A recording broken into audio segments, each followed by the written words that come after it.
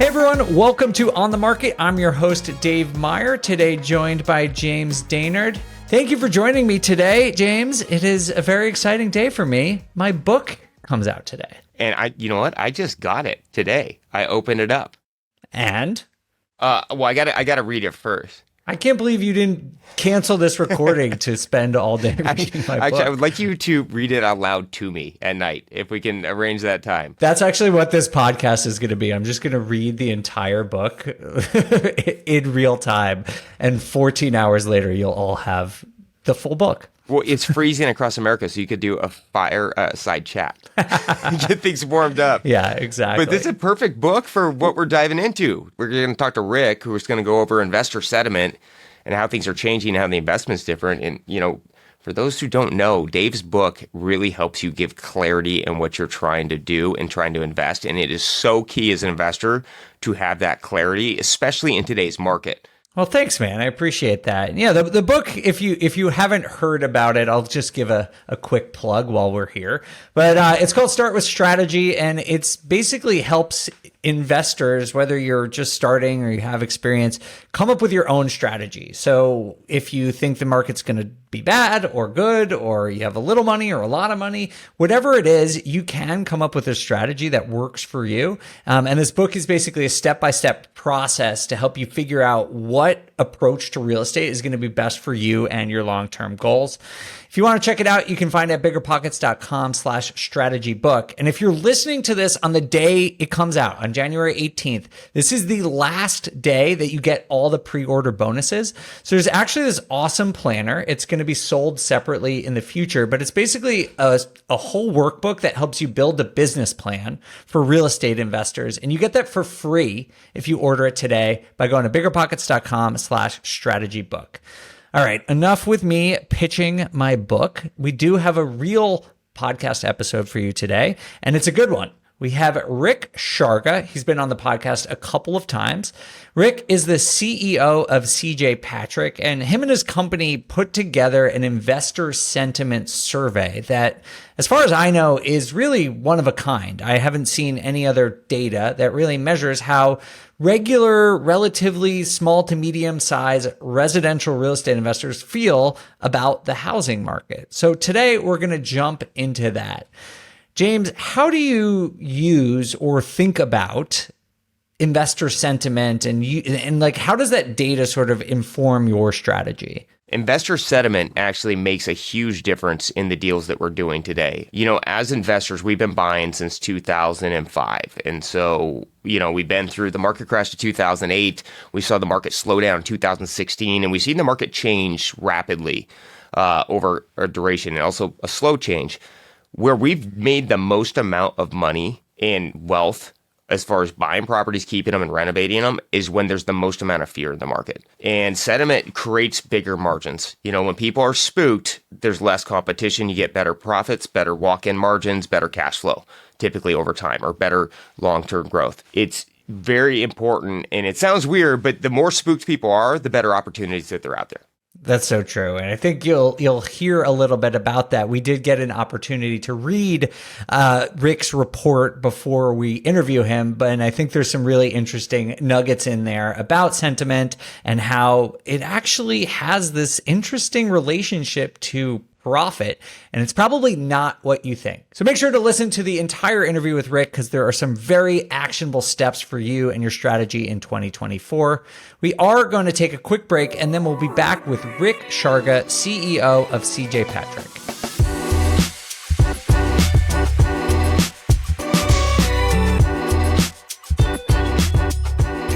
Rick Sharga, welcome back to On the Market. Thanks for joining us once again. Always a pleasure, Dave. Thanks for having me. As a reminder to our audience, Rick has been on the show a couple of times. Most recently, he joined us, I think it was episode 131 back in August, to talk about a new investor sentiment survey that he and his company, CJ Patrick, have developed. And today we're going to dig into a few things, but we're going to start with a follow-up on that survey to see how investor sentiment has evolved since we last spoke to Rick about 6 months ago.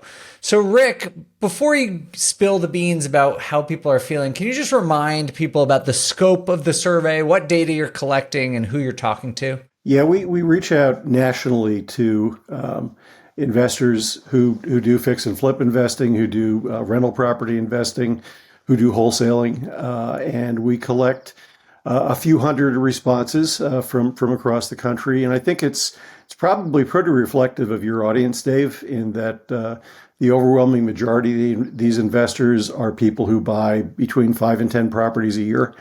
Which I think really is what most of the investment market is made up of anyway. But yeah, it's an online survey. This is our third of the quarterly surveys that we do, and that's really about what this is. So, Rick, can you tell us just examples of questions that you're asking investors from quarter to quarter? Yeah, we ask them what the market is like for investing today. We ask them for their outlook, how they feel the market's going to be for investing 6 months out. We ask them what the biggest challenges they're facing are, what their price expectations are. We ask them, some pointed questions like whether or not they expect the country to go into a recession. We ask them where they do their investing, how many properties they invest, what type of investing they do, whether they're a flipper or a rental property owner. So those are the types of questions. And every now and then we'll throw in a topical question if there's something going on in the market that seems a little bit new or unusual. For example, in this most recent survey, we asked them some questions about insurance, which hadn't been a topic we'd covered before, but we'd heard some rumblings from the industry that insurance was becoming more and more of an issue, and the survey results certainly bore that out. Okay, great. Well, there's a lot to unpack there. I want to hear about this insurance. I've been hearing a lot about that as well. But let's just start with investor sentiment. How are people feeling about the market? So can you just rephrase what the question is and how people feel generally right now? Yeah, we ask what the environment for residential real estate investing is compared to a year ago. So that's really where we start things off. And investors, I believe, have a tendency to be somewhat optimistic. So in this case, about 40% said it was either better or much better than it was a year ago. About 27% said it was about the same. And a little over 33% said it was worse than it was a year ago. So it kind of runs the gamut in terms of the opinion of investors, but slightly more felt it was better than the other categories combined. I love this survey because it's taking real pulses from people that are in the market. It's not just data, it's not just predictions. It's what's going on and what are you feeling as an investor. And I think we've seen a big shift over the last 12 months. And the perception from investors, and part of that is just the interest rates have slowed down on the hiking. And so this 2008 doom and gloom panic that's in the back of everybody's minds is kind of starting to cool down. And then also the stats are a little bit weird out there in the sale market. We're seeing low sales. Yes, things aren't really sometimes it's taking a little bit longer to sell properties, but at the end of the day, what investors, especially fix and flip, they're selling a really good product that's renovated. It's nice. People want it. Even if it's at the upper echelon of the price point, people still need it and they want it, and it's still selling well. So even if the data and the stats are a little bit different in the market, what we're working in, we're feeling a lot differently, and it's really changed everything. And especially with the Fed saying they're going to slow down the rate hikes, the mentality of investors has changed a lot in the last 30 days. We're seeing very, very high demand. So, and unfortunately, our survey isn't quite as current as that current dip in interest rates, but your point is extremely valid. If we go back to when we did the spring survey, that was coming out of a time when inventory was at an all-time low, interest rates were the highest they've been in 40 years, and not surprisingly, investor sentiment was lower. We've actually gone from a 30% positive number to 40% in the subsequent 2 quarters. And I think that is an indication that market conditions are improving for investors. The other thing that I think is probably really germane here is that there's a very different mentality among fix and flip investors than there is in rental property investors. And that probably has to do with improved finance costs and the fact that house prices, which had been actually declining going into the summer, have been coming back up since June. So if you talk to flippers, about 51% said they were better than last year, and they expect things to improve in the next 6 months. Whereas if you talk to rental property owners, only 20% thought conditions were better today, and only 22% expected things to improve over the next 6 months. And I believe that's indicative of the trends you were talking about and the fact that we've seen rental asking prices drop significantly year over year. So it's probably a little bit of a tighter market for rental property investors today. Harder to make those numbers pencil out than it is for flippers. That's super interesting, Rick. Yeah, it makes sense though. I think in a market that is stabilizing and, grew a little bit last year, at least on a national level, that bodes well for flippers. It seems that a lot of rental investors, at least ones I know or talk to, were hoping for prices to come down a little bit, to experience a little bit of a reset on the price to rent ratio, being able to buy more cash flow for value. And that hasn't really happened in the majority of markets. And so it seems to still be a tough environment out there for rental property investors. And I do want to jump over to talk about flippers in just a minute, but want to follow up on renters for a second, or rental property investors. Your survey shows that sentiment has improved. It's still a little bit lower than flippers. Does that correlate, or can you tell if it correlates to actually intention to buy? Does that mean more people plan to buy in 2024, or what implications does this have for the market over the next few months? I'm speculating here, but it's based on what data we have. I believe the rental investor sentiment being weaker is really all about math. We're seeing home prices go up. Mortgage rates haven't come down that far, and asking rental prices in some markets are actually in negative territory. So it is a much tougher market for a rental property owner today than it probably was 6 months ago. And the conditions don't look likely to improve dramatically over the course of 2024. If you look at most economists' forecast in terms of what's likely to happen in the housing market, the consensus is we see prices go up, and we only see a kind of marginal decrease in financing costs. That combination, plus the fact that we had 1 million new apartment units come online last year, which kind of flooded the market with inventory, does kind of combine to make it tough sledding for rental property investors for a little while. Yeah, and it seems like, we run a brokerage out in the Pacific Northwest that does a lot of investor acquisition, multifamily, single family, fix and flipper rentals.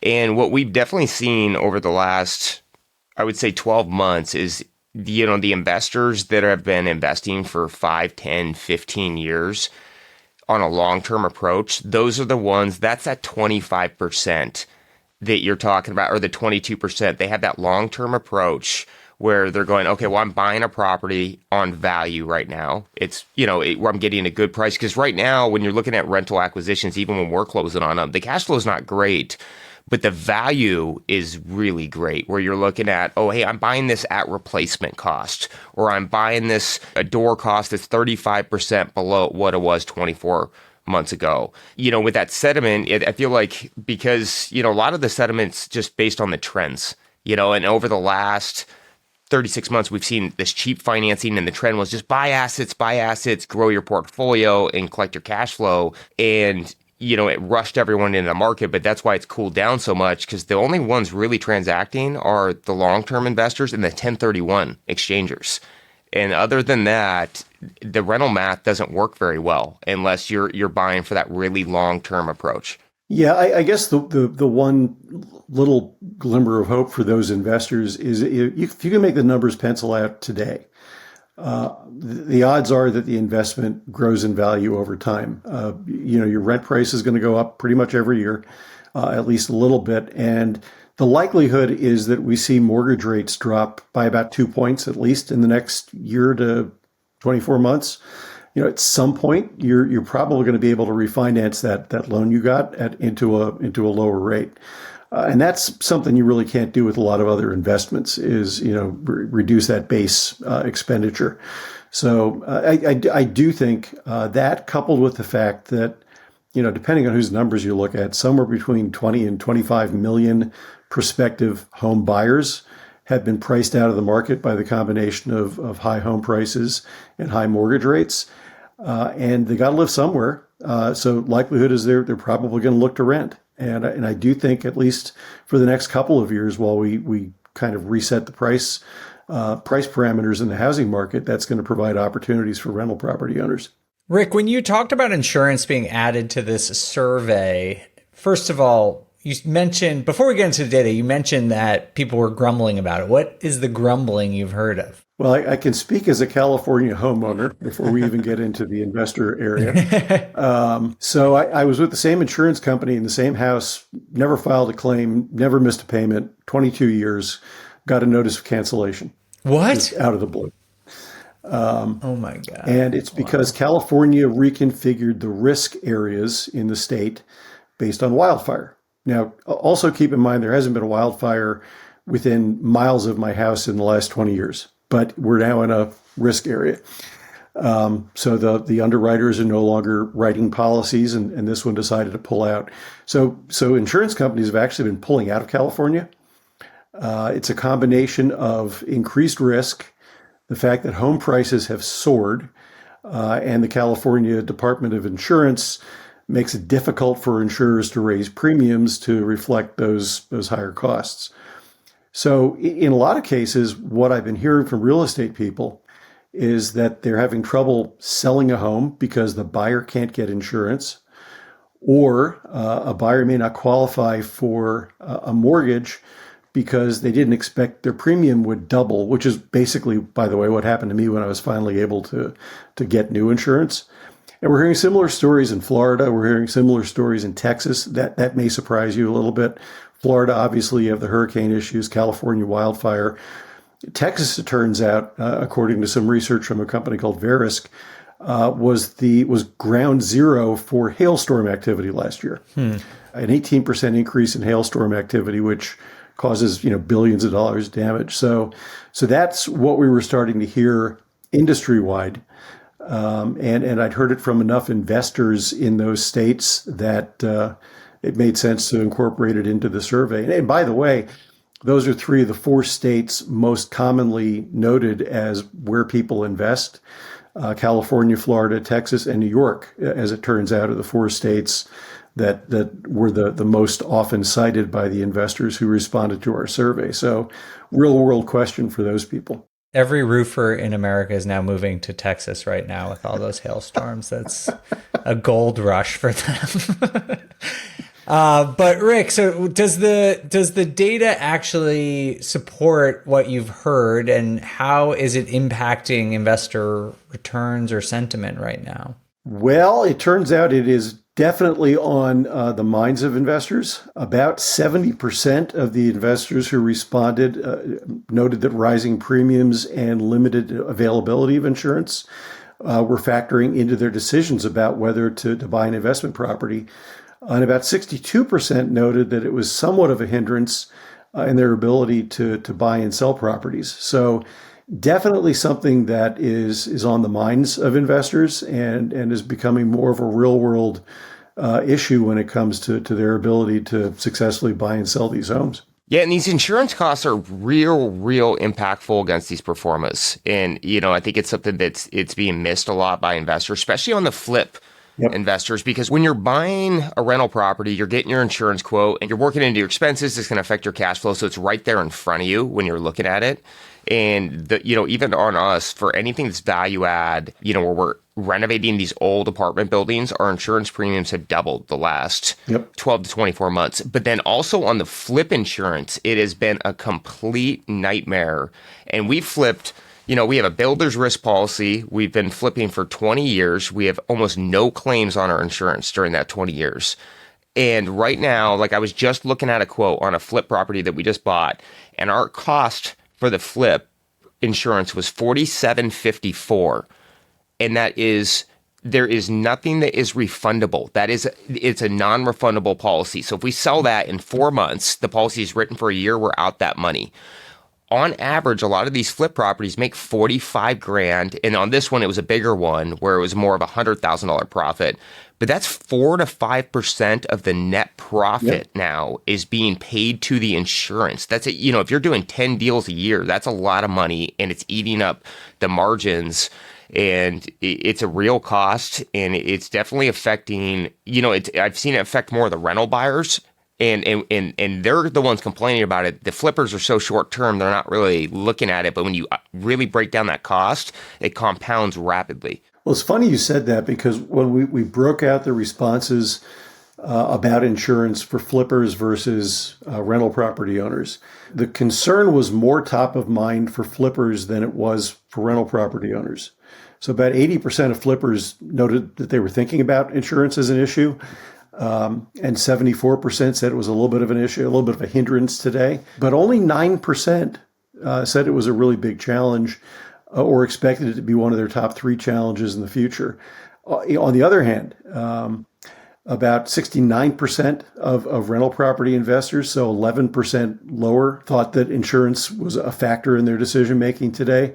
And only 62% cited it as a hindrance. But when you look at how they viewed it in terms of whether it was a top challenge, rental property owners, were more than twice as likely to look at it as a major problem. Almost 30% said it was a challenge today, and 25% said they expected it to be a top 3 challenge in the future. So what you're saying makes perfect sense. The flippers know it's an issue, but it doesn't appear to be a practical matter for them, probably because they're not holding the property that long.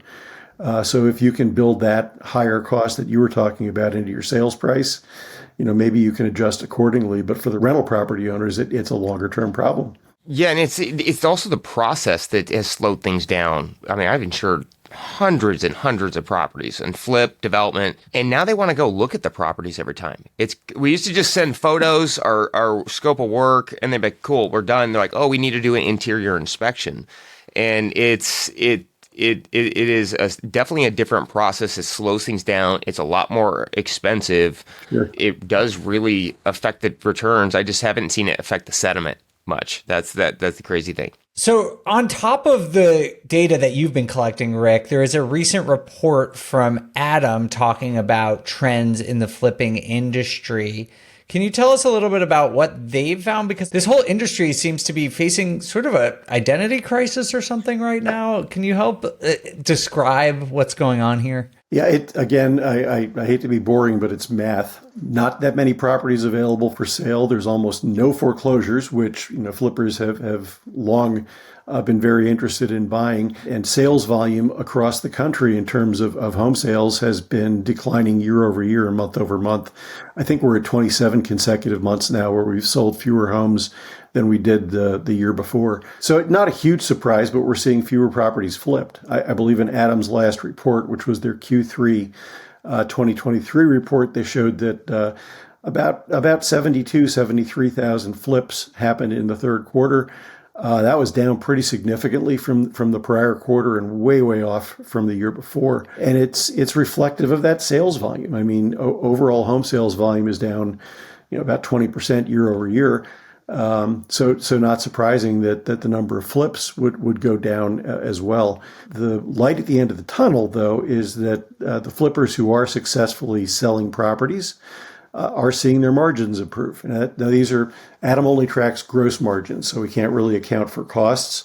But if you look at the price purchased versus the price sold, that number's at least been improving a bit, which is good news for flippers. Yeah, I think all the fear in the market for the last 12 months definitely created a lot wider margins for flips. Yep. And at the end of the day, flipping is one of the riskiest asset classes that you can be in. You're buying something, you're doing a heavy value add typically, you're buying it with expensive debt, and you're looking at trying to achieve a very high return. And what we've seen is the access to capital has also gotten very expensive for flippers. Yeah. A couple of years, financing was 7-8% for short-term flipping debt, and that's not normal. Typically construction hard money debt is 10 to 12%. It's been that historically since 2005. And the access to capital really got people in a frenzy. And so people are buying on very slim margins. And now what I feel is as this debt's increased, a lot of flippers at the end of 2022 and 23, they felt their interest payments rise because they were on adjustable rate hard money loans. And their payments went from 7% to 10, 11, and that cash suck really spooked people. And then when they saw the sudden depreciation when the rates spiked, it also hurt a lot of people on the way out the door. But so what we've seen this exodus of like the 75% flippers, and the 25% we're still able to obtain some very good deep discount buys to where our spreads have almost doubled the last 12 months. Wow. Well, it's almost been unfair. I mean, it's been piling on for flippers. We just got done talking about, insurance premiums doubling. You talked about the fact that the premium you had on a flip was non-refundable. So even though you maybe only had the property for 3 or 4 months, you were paying for a full year.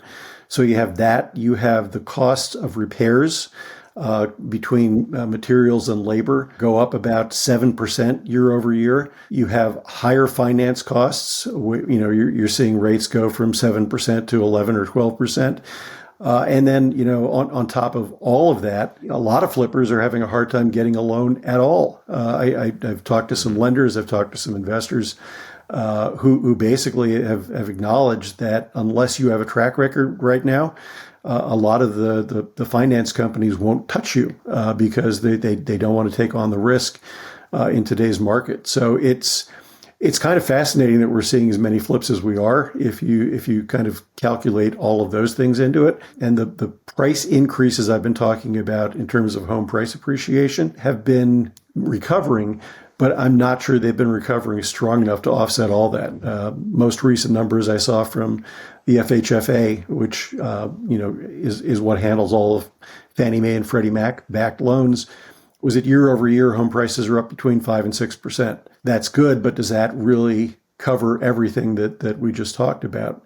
And those home buyers who would buy from a flipper have affordability issues themselves because they're not able to finance that purchase with 3.5%, 4% mortgages anymore.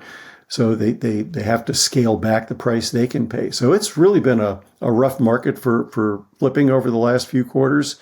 I suspect it will start to feel better as we get through 2024. I don't expect home prices will soar this year, but I do think they'll be net positive, and I do think interest rates will start to come down gradually over the course of the year. So market conditions should improve a little bit for flippers, but it's not going to be what it was a couple of years ago. Yeah, we saw a big jolt in the market the last week. We sold a lot of properties that were flipped that were kind of sitting throughout December. Yep. And we're definitely seeing a jolt. And, I think the complexity that you're talking about has created these wider margins, right? The higher construction costs, higher debt costs, harder to get access to financing if you don't have a track record or liquidity. And the more complex an asset class, the bigger the margin typically. Has to be. Because it has to be worth the risk. Because we're doing right now about 35 to 40% of our normal volume because there's less opportunities out there. But when we perform out our profit, we're projecting higher profits than we did the past 2 years on a reduced volume. The complexity is also allowing you to kind of work smart. You can pick and choose your deals. You can get into them. Yep. And it's pretty crazy because we're working half the amount of capital.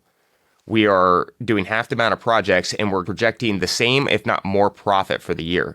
And so as long as you can line everything up, it's really worth the risk. But you have to kind of control those costs, those construction costs, debt costs, to make it work. There's one thing I would love to see in your report, the sentiment of construction costs between builders and flippers. Because right now what we're seeing is like, I know when I talk to builders, like, oh yeah, my costs are going down. They feel better about the building. They're like, it's been coming down 5-10% the last 12 months. But if you talk to flippers, their costs are still going up because it's a different trade market. And so the sentiment between the two investors is so different the last 12 months. It would be a really interesting kind of fact to look at. Yeah, there are a couple categories if you're looking at things like building materials and appliances and so forth, where prices have been settling down. Most notably, lumber is down pretty significantly year over year. And candidly, that's probably more of an issue for a construction person than it is for a flipper. A flipper is probably going to be looking more at things like paint and carpeting than they are at raw lumber. And so those categories, unfortunately, have not come down. One of the categories we've seen the fastest price increases in, and I don't know why, is doors. Yes. And so, you have these little kind of quirky things that will hit your bottom line sometimes. But what you're saying tracks with the Adam report, by the way. They were looking at gross margins in the third quarter of about 30%. And that was up from 22% a year ago. So again, I think the flippers that are in today's market are probably more experienced. They probably know what they're doing. And so they're being very selective about the deals they take on. And I'm also optimistic that, like you, they're seeing their net margins improve because they're figuring out where they can save money in whether it's materials, labor, or financing. Maybe they're getting better rates than some other folks are because of longstanding relationships. So I do think for people that are kind of experienced flippers, there's still opportunities. The other thing that I don't believe was necessarily called out in the Adam report, but we're seeing elsewhere is, the markets you're working in matter a whole lot as well. Mm-hmm. So we are seeing a lot of activity kind of moving into the South, the Southeast, and even the Midwest, where properties, frankly, are more affordable, and where we're also seeing population and jobs move. So, and Dave's probably sick of hearing me say this because we talk about it, I think, every time we talk, but if I'm an investor, I want to look for a market where population is growing and where there's job growth. And if you have positive numbers in both of those, you're probably going to have a pretty good housing market, both for owner occupants and for rentals. So, that's something I think, savvy investors are probably keeping an eye on today. Well, Rick, thank you so much for joining us today and sharing your insights with us. We really appreciate your time. It's always a pleasure talking to you guys, and let's do it again soon. Thanks, Rick.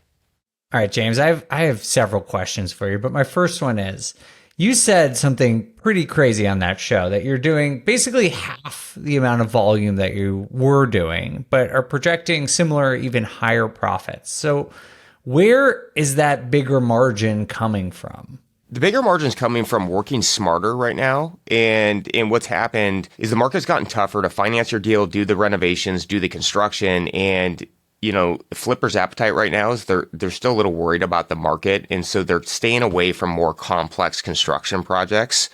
And because we're willing to kind of take on, for us as investors, we want to target the best returns. Now, I don't want to do brain damage on these properties and rebuild them all. That's not that enjoyable. It's a long process.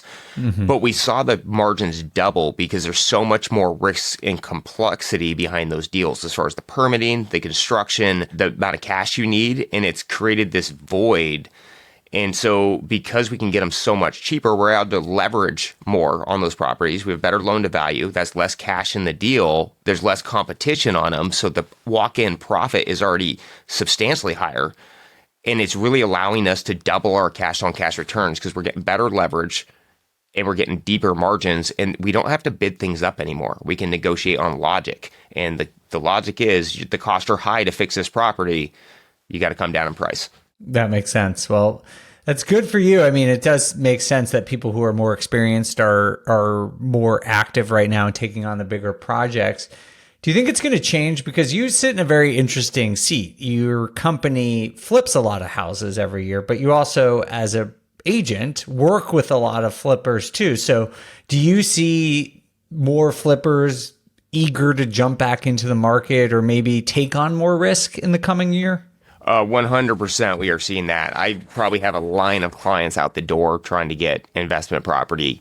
A lot of flippers that had taken a break for a minute or, even rental buyer acquisition, as they're predicting that rates are going to fall, they're getting back in line to buy. And it's kind of a little bit unfortunate for half of them because they missed a lot of really good deals. And I'm starting to see the margins already shrink the last 60 days on what we're looking at purchasing. There's a lot more competition ramping up. And I know in the Pacific Northwest, the sentiment is people are jumping in. They think rates are going to be lower. They think appreciation is going to pop up. And they think that their cash flow is going to improve a lot. And it is, I would say the investor demand locally where I am has quadrupled over the last 60 days. Wow. Yeah. I mean, you do miss out. Like if you wait and try and time the market, you probably miss the best part of it because you wait until people are getting great returns. And then by the time you jump back in, it's already the best possible time has passed. But it's good to hear that sentiment is increasing, even if that might compress margins a little bit in the next year or so. I think the more transaction we can get, the better for the housing market. Yeah, and there always needs to be a certain amount of investor activity in the market, right? The end users can't consume most of the product that we're buying. And, for a while, I will say these sellers were they were selling their properties for substantially less. They really missed the market because they had no demand. And so the silver lining behind that is a lot of these people that have owned properties for a long time that want to sell them, they're going to be in a better position to recapture their equity again. Awesome. Well, thanks so much for sharing your insights and your personal sentiment about the market, James. We really appreciate it. Just as a reminder to anyone listening, if you do want to check out my book, it is the last day to get the free planner and all the bonuses. Go to biggerpockets.com/strategy book to check that out. Thank you all so much for listening. We'll see you next week for more episodes of On the Market. On the Market was created by me, Dave Meyer, and Kaylin Bennett.